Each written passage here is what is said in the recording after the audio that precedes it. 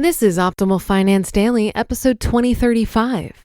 Why Sitting Too Much is Seriously Bad for Your Health by Leech with Healthline.com. And I'm your host and personal finance enthusiast, Diana Merriam. Welcome back to our Sunday bonus episode, where I share an article with you from a different podcast in our network to keep your life nice and organized. Today's episode comes from Optimal Health Daily. You can find that show wherever you're listening to this. And with that, here's Dr. Neal with the post and commentary as we optimize your life. Why Sitting Too Much is Seriously Bad for Your Health by Leech with Healthline.com. Modern society has been engineered for sitting. As a result, humans spend more time off their feet than ever before. However, recent studies show that all this sitting is doing much more harm than anyone thought.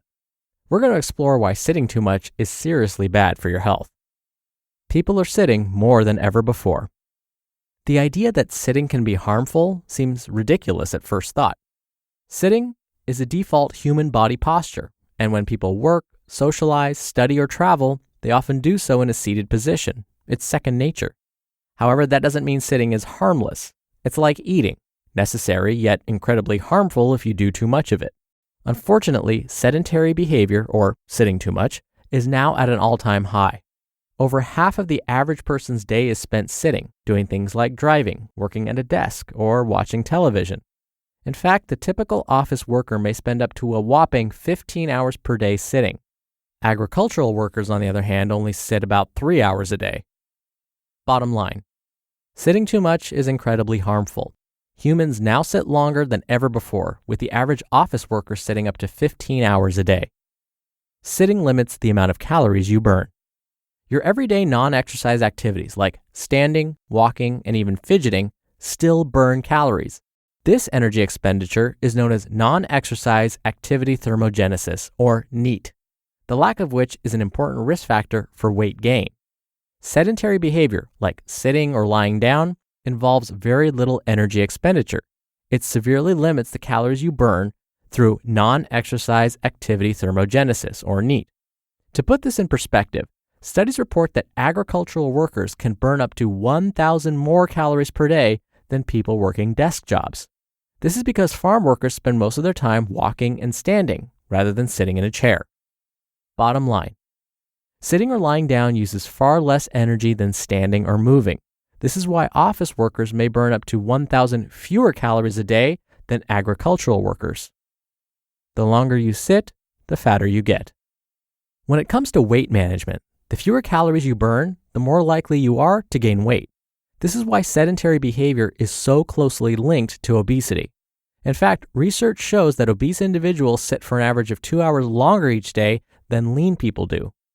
Bottom line, people who sit for long periods of time are more likely to be overweight or obese. Sitting is linked to early death.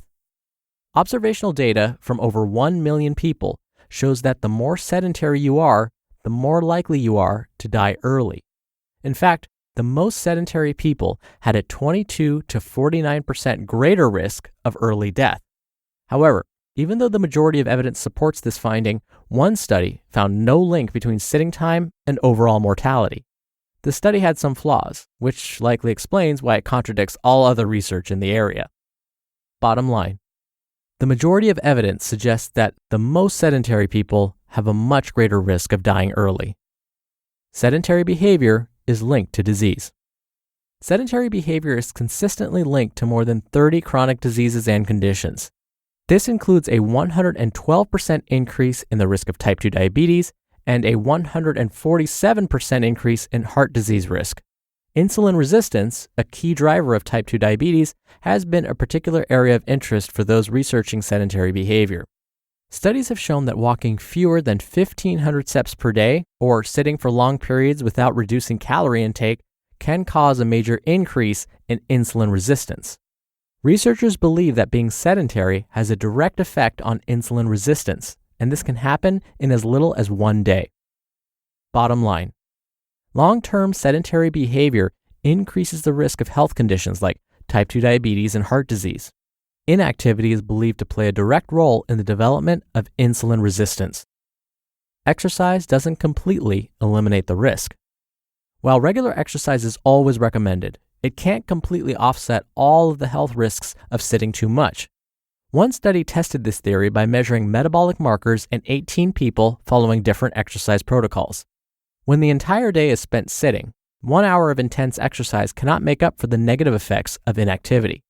Additionally, a recent review of 47 studies found that prolonged sitting was strongly linked to negative health outcomes, regardless of exercise levels. As expected, the negative effects were even greater for people who rarely exercised.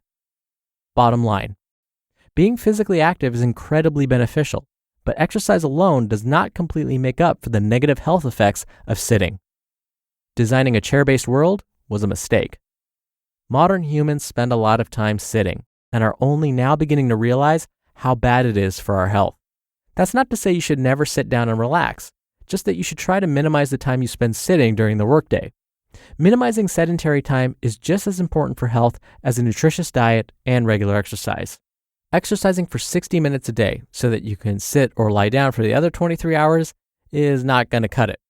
You can't outrun a bad diet, and you can't out-exercise a sedentary lifestyle. You just listened to the post titled, "Why Sitting Too Much is Seriously Bad for Your Health" by Joe Leech with Healthline.com. Dr. Neal here for my commentary. I've seen these studies as well, and as someone who does have to sit quite a bit for my job and when I prepare presentations and materials for my students, sometimes I am sitting, but I do make concerted efforts to actually get up and move around when I know I've been sitting too long. So what's great is if you start taking regular breaks, and I know it can be hard, especially when you're super focused, but if you start taking regular breaks, your body will get used to it. And then what'll happen is if you've been sitting too long, your body will start to get fidgety. It's like your body will tell you it's time to get up. I've realized that's been happening to me. And it's not just enough to use like a standing desk per se. That definitely helps, don't get me wrong. But we're finding that it's not just standing that's going to help improve your health. It's standing and then moving. You have to move. You can't just sit and then stand and then sit and then stand every few hours or so and expect to get some health benefits. You actually have to move. So take a quick 5-minute stroll, clear your head, and then come back. And if you can do that regularly throughout the day, especially if you're kind of tied to your desk 8 to 9 hours or up to 15 hours a day, if you can take even 5 or 10 minutes to just take a walk around, we are finding that it will help offset some of these negative health effects of sitting for too long. So again, 5 minutes, 7 minutes, 10 minutes, whatever you can afford, just doing that regularly can help offset some of this damage. And of course, just like the author mentioned, be sure in addition to that, you incorporate some planned and structured physical activity most days of the week.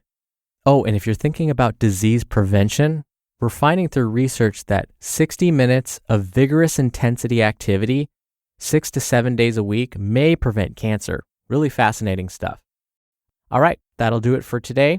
I'll be back here tomorrow for our usual and my favorite Friday Q&A, so stay tuned for that, where your optimal life awaits.